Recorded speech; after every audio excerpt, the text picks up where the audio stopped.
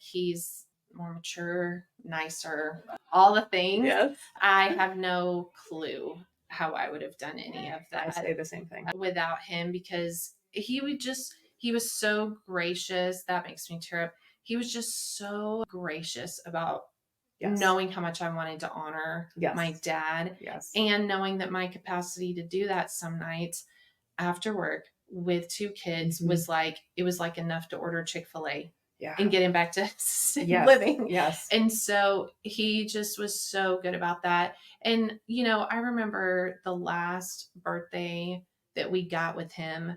I remember my dad would forget while he was eating that he was eating. And so you had to and so we had taken him out for pizza, and I will forever have this image in my head of my husband, Steve, finish your pizza, you know what I mean? And he was feeding him. And I tell teenagers that I work with, I'm like, you will never ask yourself all the things when you're dating, the things you need to know. You won't. No. So you have to trust their character. Yes. Hi, everyone. I'm Lexie Callies. Do you feel the squeeze of caring for an elderly loved one and school-aged children? Then welcome to the Sandwich Stories. Let's dig in. Hiya. Hi, everybody. This is Lexie Callies with Sandwich Stories, and I have a wonderful guest today with Stephanie Cook.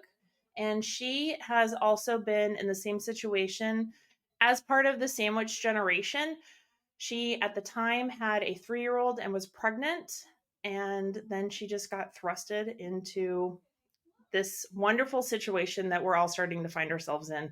And so it's really great to have you, Stephanie. Yeah, I really appreciate it. Yeah. She lives in my neighborhood, and I didn't know she had been through all of this. She has older children now, because now how old are your boys? Yeah. Or your children? Yeah. Seth is 15. Okay. And then my daughter, Carice, is 12. Oh, wow. Yeah. So it's been some time. So it's been some time, but I was really happy to find her in my neighborhood, because I can't speak to having the same situation, because my son was 6 when all of this started. So school really helped, but to have a toddler and be pregnant at the same time, I'm sure that was really hard.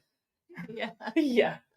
Yeah, it was pretty unique. My dad had an original stroke, but the speech wasn't really impaired, and we didn't know how impacted his executive functioning was. What we really didn't know is he apparently already had CTE. He was a college football player. Oh, yes. And so had the stroke, and then over the period of the next 3 years had a number of TIAs. He was single. My parents divorced when I was 5, and so he was single, and it was 2008. The economy was doing its thing. The bubble burst. Yes. And he owned a commercial development company. So he would go in and draw buildings, have buildings built, commercial buildings, and would GC them, and he owned that company. And so he seemed stressed. He seemed different, but I think a lot of people did. Of course. We all, 2008 was wacky. Yeah. And so he would, he was more available, but he owned his own company. So there were a lot of things that happened over those 3 years where I thought, I can tell he's so stressed, or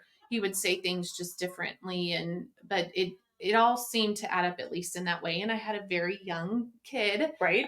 So at the time, my oldest was 1, 2. Yeah, that's stressful for you. Yeah. That's a lot. That's all new learning curves for you. Yeah. And he would come over, and he was a great grandfather. Yeah. And so I was learning that, but I wasn't going to his house a lot.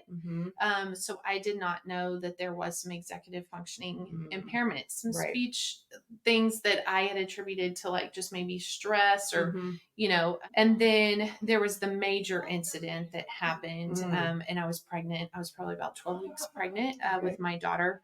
And, so his original diagnosis was organic brain disease. And without talking to me, the hospital brought in a team of people and then told my dad, you're going home with her, and gestured to me. And wow, again, I had a 2.5, 3-year-old, and just trying to remember the months, and I was pregnant. And at the time he couldn't, feed himself, hold a utensil, turn a doorknob, things like that. And I just all, when you say thrust into it, I mean, in a moment I was like, I cannot be responsible for him. I can't be responsible for what's going on. I'm hardly responsible, for anything other than growing a baby right now. Like, yeah. I had a job, like it just felt like a lot. Mhm. And so I would say that started a whirlwind of 5 years. Wow. And him being sick, and just originally even just getting the right medical diagnosis. Yeah. So how did that happen? Like, so Yeah. he got diagnosed. They Mhm. tell you in that Mhm. moment, hey, he's going home with you. Yeah. We're discharging him from the hospital. He's going home with you. Yeah.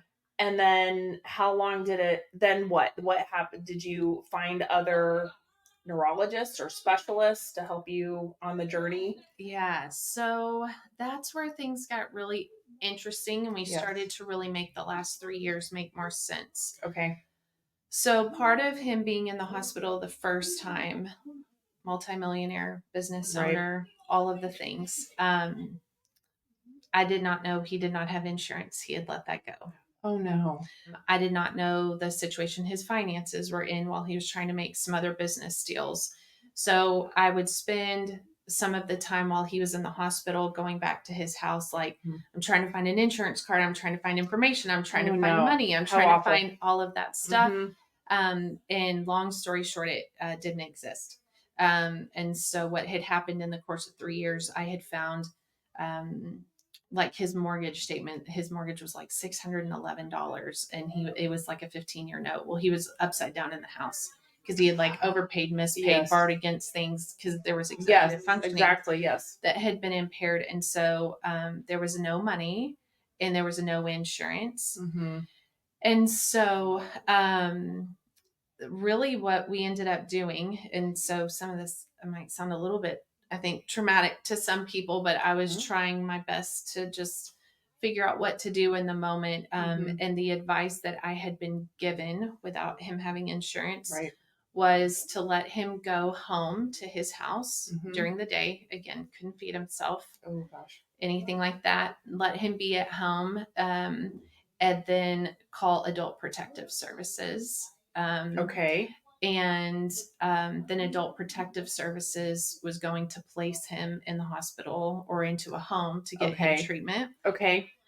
And so when you don't know, you just walk the next day to the best that you can. And so I was doing that because I was told that was the fast way to get him. And of course, I was going in to check in on him because I just couldn't live with the idea. No, that's got to be scary. And then the next day that I was told Adult Protective Services would come pick him up, I kind of panicked.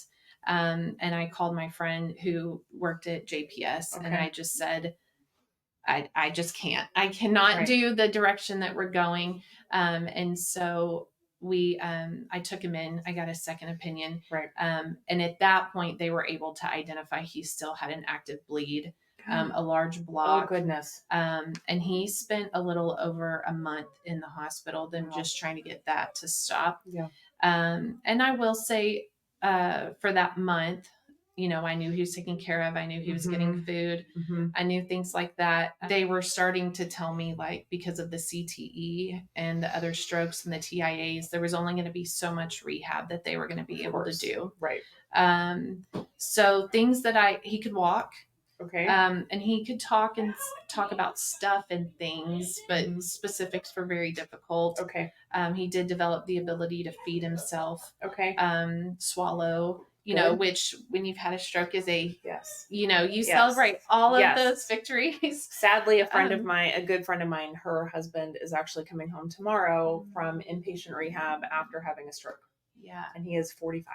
Yeah. And so the swallow test, that was a big one that he passed the swallow test, but he actually almost, he doesn't realize problems are wrong with his left side. And so then he almost chipmunks food away, not realizing that there's still food in his mouth, and that can cause a problem. Absolutely. But to have that, I just learned that, the going through this with her, having the swallow test and that is because then you're not aspirating, you have the fear of aspiration, choking, pneumonia, all those kinds of things. Absolutely. So that was a good, at least you got that. That was a good diagnosis. That's a huge, a huge win. And I think there's some themes in experiencing this season of life. And one of them is that we get to typically when you're not in this season, Mm-hmm. a lot of us do have the opportunity to be very far from the realities of things like that. Yes. And then when you're walking a season that's Mm-hmm. your reality every day. And Right, I think that's exactly. what's so hard is you don't get a space from like how fragile and precious life really is. True. And so, so when we finished up Mm-hmm. with that stay, the social workers were very helpful. Yes. Because at that point, it benefited them for him to have qualified for Medicaid because then they could get him out. They could discharge him. Yeah, they could discharge him. And so it benefited them to expedite his Medicaid approval. Right. He was 57 at the time. Okay. So he didn't quite qualify for Medicare yet. Right. But he was close. So close. Yes. And then I learned with that disability and the way things work, we ended up getting it earlier. But that they were able to discharge him to a nursing facility. Okay. Because the difficulty with the age of my kids and my career and just our financial situation, I was not going to be able to have him in my home. Right. You know, it was the type of executive functioning that had been impacted. I didn't know. I knew for sure that if he like went to a microwave, he wouldn't know the difference between 1 second, 1 minute, 1 hour. Right. Right. Of course. So safety wise, absolutely. That's not safe at all. Leaving the house to walk, things like that. So scary. So we definitely need 24-hour supervision. So that started us off on the path of Medicaid and that level of care, which was just on that by itself was, I think, a big surprise to me. Right. And just for him. And he, I think, worked very hard for our family and provided us a good life. And so it was hard to leave him in that situation. Right. And he wasn't getting memory care. He was getting basically adult babysitting. Yes. Which I was grateful for. Yeah. Safety is is super important. Absolutely. And it is hard when you are in a facility that accepts Medicaid because they don't always have the highest level of care, like you said, like memory care. Absolutely. Or people who are specifically trained in memory care. Absolutely. It is a lot of the times adult babysitting because it's just really safety. They're there to keep these people safe. Was the facility close to you, or luckily was it close to you, or did you have to go? It was about 30 minutes away. Okay. We got him moved in. I was still pregnant. Yes. And so that was a little bit of a journey to it. Just going to get him, visit with him, bring him back to our house. I would say it was a journey of trying to always figure out how to honor him and take care of my family. Of course. And that looked differently at each stage in the progression of the disease. But I think, you know, it's kind of like when people pass and people tell you all the things you shouldn't say.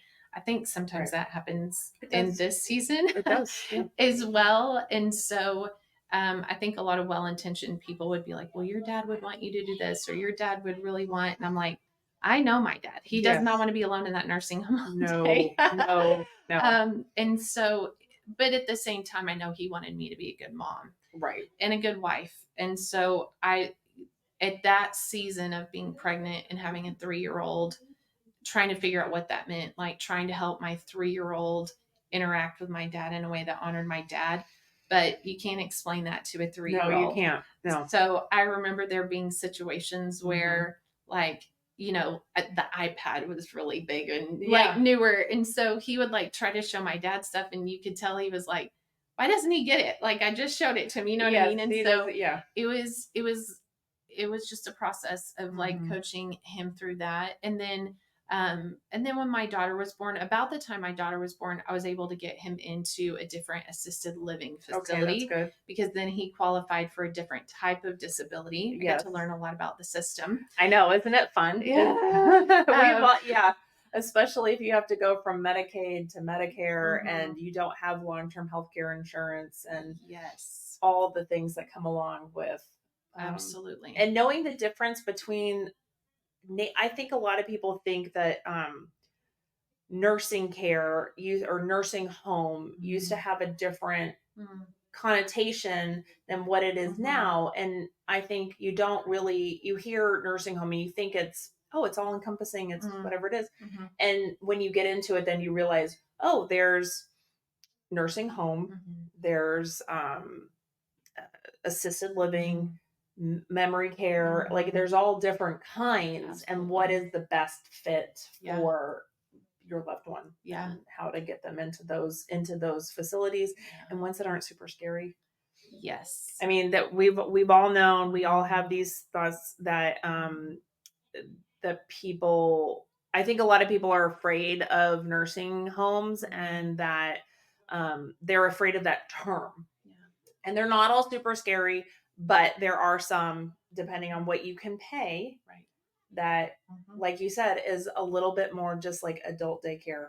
And it can be very scary, especially if you're not prepared to walk into that environment, because you're there, even in assisted living, even in a very nice assisted living facility where my mother has been in over the time, is that you realize who gets visited, who does not. And it's so heartbreaking to walk into a facility that you're not prepared to be in. And you just think, man, you're there to care for your loved one, but it's so hard to almost ignore the other people around him. Absolutely. And you almost want to like pick up and help care for those people too, because every time I come in here, I never see someone visit them or whatever it is. And it's hard to take on that feeling, I think, as a caretaker. Yeah. And I think a lot of women do that. We take on that caretaker role. And when you just see someone helpless or that needs help, or you feel that they need help, it's hard to say, no, this is my priority. This is where I need to put my effort and my energy. And as much as I would love to help all these people, I can't help everybody. Yeah. Yeah. So, yeah, it's absolutely true. There was a gentleman on the front hallway of my dad's assisted living facility, and had all of his mental faculties. He was in a wheelchair. He was like the most fascinating man, like had been in the military. Right. And he could talk about all of it, but he had never had kids. He was no longer married. And and again, I think this season of life, it puts you in touch with those realities so much more that, that, you know, life really is that precious and fragile in our health and our relationships and the community.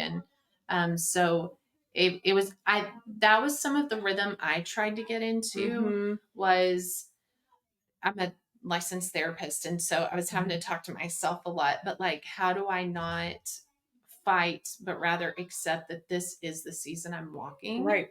And it is hard. It is very hard. And it does suck. Yes. And I don't know how to balance it.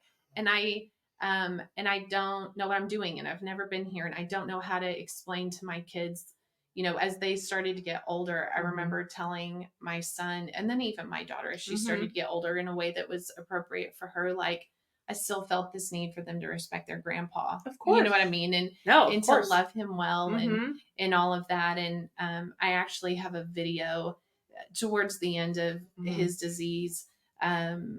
He always just wanted to go to work. He just always wanted to go back to work. Yeah. And so towards the end of his disease, there was a day where because he always felt like it just could be tomorrow. So he was always very anxious about it. Yes. And I had told him, I was like, you know what, Dad, today's like a day off. It's like, so you know what you need to think about today? Like, you need to just rest and be happy. And for some reason it triggered the song, If You're Happy and You Know It. And so he sang it the whole way back to the place. And then he would keep checking with me like that. Like if I do it like that, and I'd be like, just like that, Dad. Because I knew whatever song got on repeat that day, I'm like, if the worst thing that happens to him today is that he's like, If You're Happy and You Know It is on repeat, this is a good day. Like, you know what I mean? No, like I we can do that. Yeah. And, but I remember at the time my daughter was old enough, he was singing the wrong words. And that upset her so much. And I actually have a video because I was like, I'm going to look back and be like, I survived that. Yes. Because it ended up being a vascular dementia diagnosis with CTE. Oh, that's tough. And then, but I was like, but I had a 2-year-old in a car seat that was in this video. She's like, those aren't the words. And like, she gets frustrated. And I was like, this is just what we call Saturday. Like, I'm just like, this is it. This is so much. Welcome to our world. Yes. Yeah. And I'm like, but that was, I think in trying to take care of myself, like being so mindful of when I felt that friction, like my goal is to remember to like integrate this into, this is my season. Right. And so instead of being like, well, I would go to my kids' games and like, well, their grandparents would be there and take them to lunch and they would get to go out on a date. And so it was hard at times to not be like resentful or frustrated at the different experiences people are having. But like, that was always my gut check of like, but this is your season. And I was gonna go back. So no, you're good, because it made me think of a story. And I was like, it'll be out of order. No. So when he got moved into assisted living, my daughter was born. And so, and he was about half the amount of time. So he's about 15 minutes away. So at that point, we really just set up routines. We always got him like certain days of the week. We would take him out to eat. We would always involve him like Christmas morning. I mean, all the things. Course. So we would involve him in as much as we possibly could, which was good. And like I said, as he progressed and as they got older, we just, that looked a little bit differently each time. But I, when he was in the hospital for a month before he had made it to assisted living, we're getting him qualified for Medicaid. I didn't think I was ever going to pick up a phone and call Adult Protective Services. No. Then there's Medicaid, but then there's disability, but then there's, types of power of attorney, because he didn't have a trust set up or beforehand, which, now I'm like, I would set up a trust tomorrow for my kids. Like, it just doesn't even matter. Like, just get it together. But I remember there was a day where I had just gotten a phone call. It was all just very frustrating. I had never been in the system. And I was very frustrated and got another phone call. It was very frustrating one day.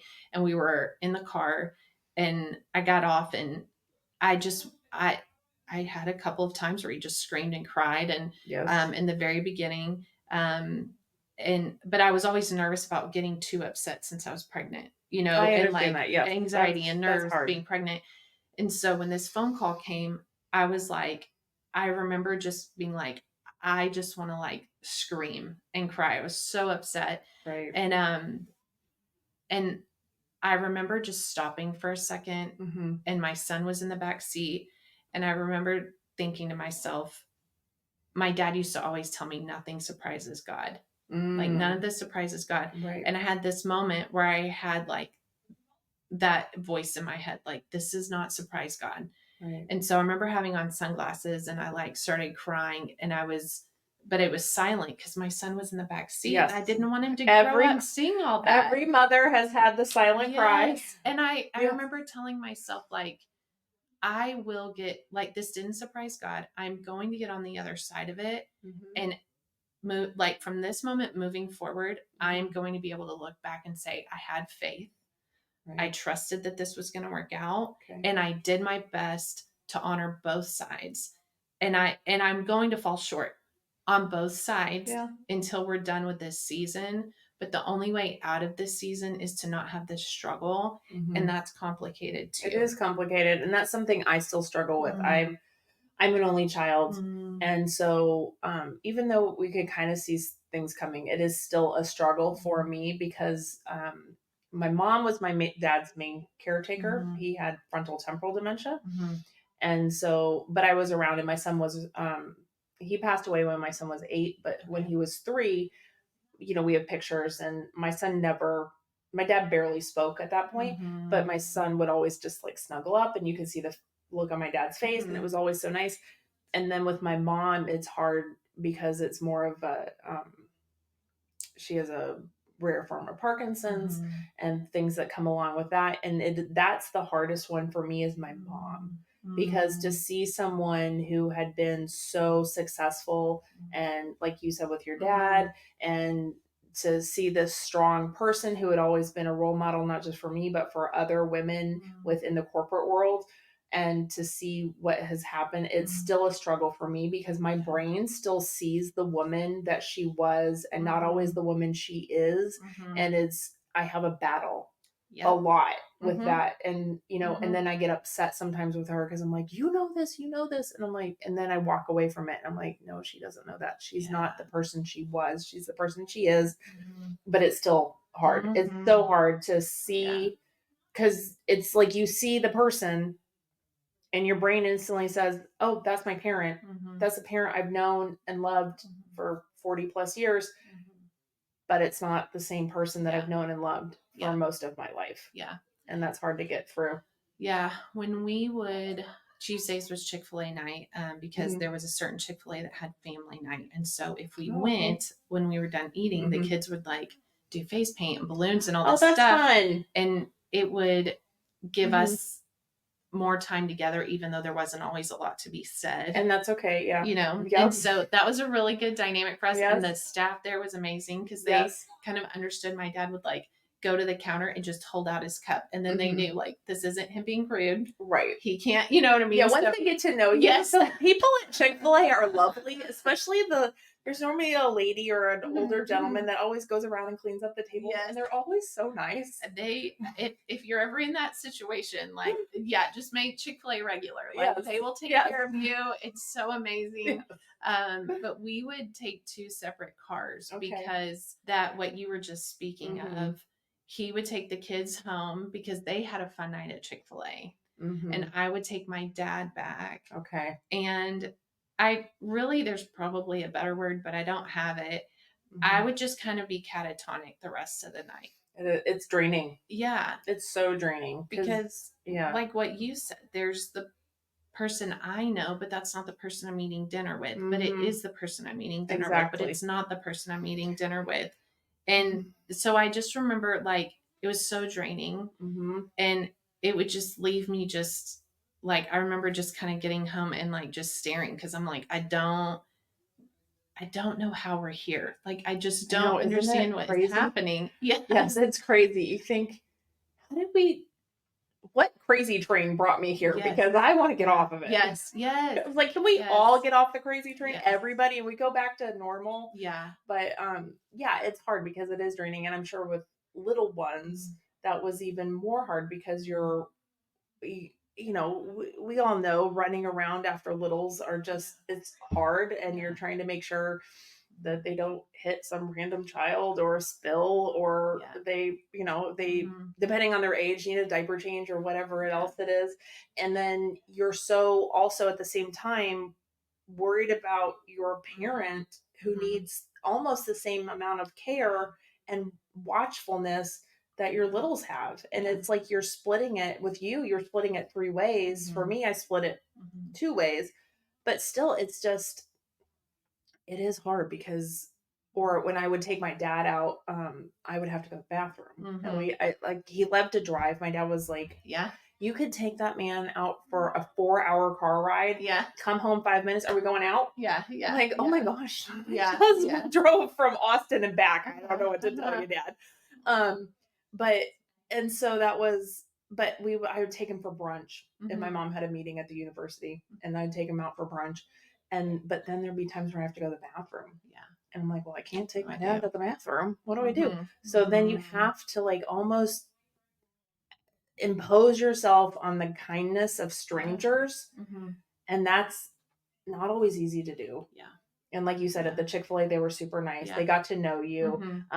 Certain restaurants got to know me and my dad. And so that was more helpful. But the first time there was 2 gentlemen eating breakfast. And I said, I had to interrupt them and say, I'm so sorry. I have to use the restroom. My dad has dementia. If he should ask, tell him I'm in the bathroom and then I'll be right back.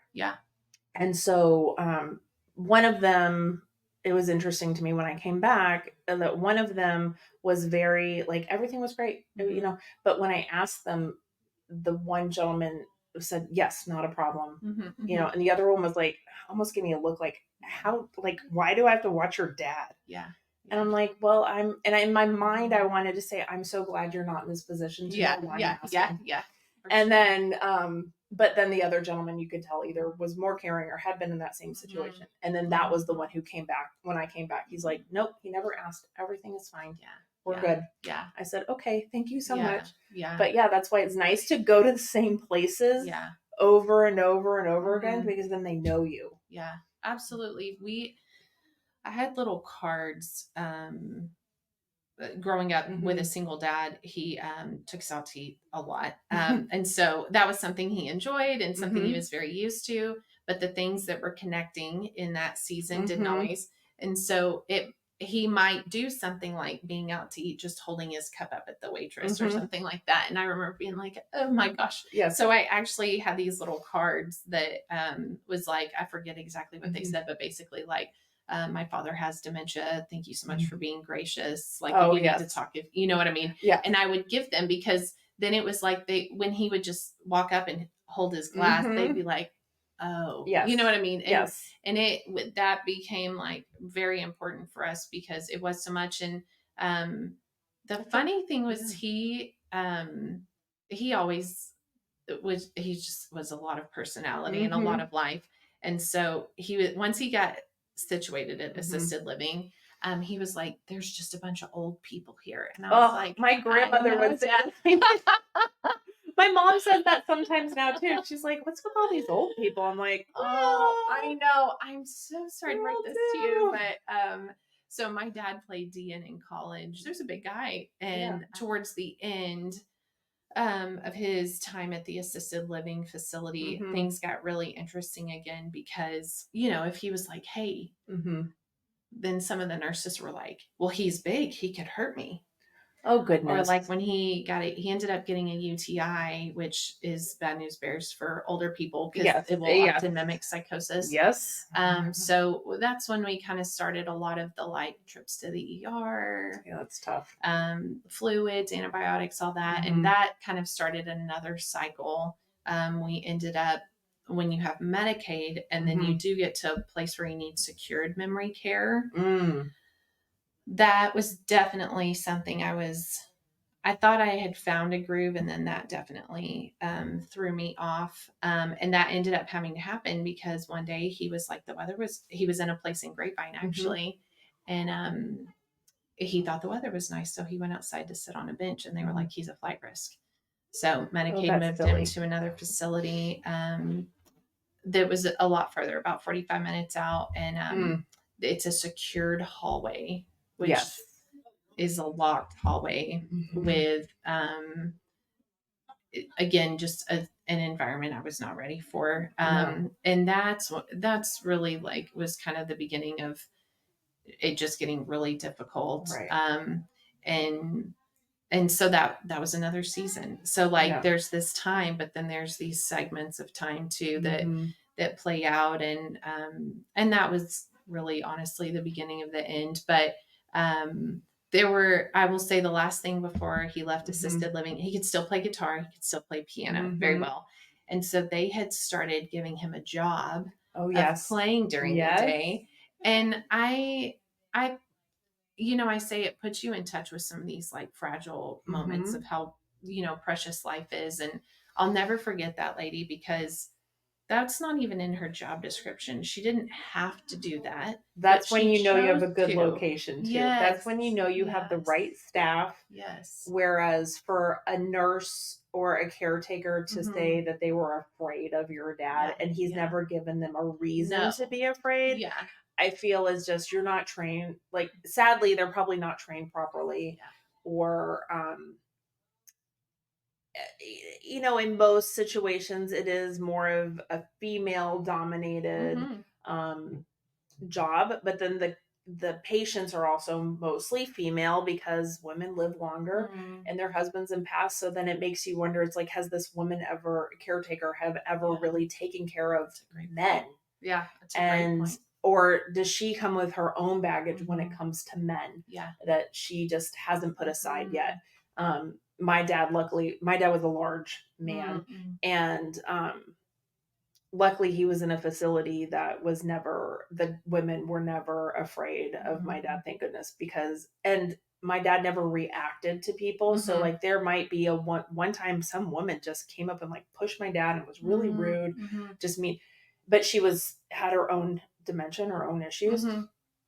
And of course, I think they were afraid my dad was going to like push back. Yeah. And they said, no, your dad just smiled and just took it and walked on and was just a gentleman towards this old lady. But I've never, I do know a friend of my mom's in the past, her husband had to be in a locked facility in Dallas. There was one location that, at the time that took them. But what is that like? I've not experienced it. My dad lived in assisted or memory care in South Lake. My mom is now in the same memory care facility, and it's locked, but not to what you're talking about. I think it's different. Yeah. Typically the facilities will be like secured, so like they can't walk out, or an alarm will sign, right, yes. And that's, probably that's stuff typical. People are that's familiar safety. with. Yeah, that's safety. We all, you're like, can I please have the code so I could stop yes. pushing the button? Yes, yes. This is when they consider them to be like a flight risk, or like maybe if they walked out the door and the alarm sounded, that's not enough for them. And so this is a locked, at least at this facility, this was a locked unit inside the facility. Okay. So there was no way for them to get out. Yeah. And I had really tried really hard at the very end to get, like during hospice, to get him to a locked hallway that was nice, just to be comfortable. I know he was not comfortable in some of those other facilities, and right.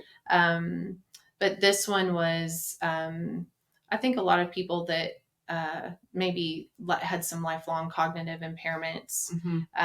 One of the things, my dad was a big golfer, and so when I remember he went into the facility and he had a lot of like Ashworth like polos.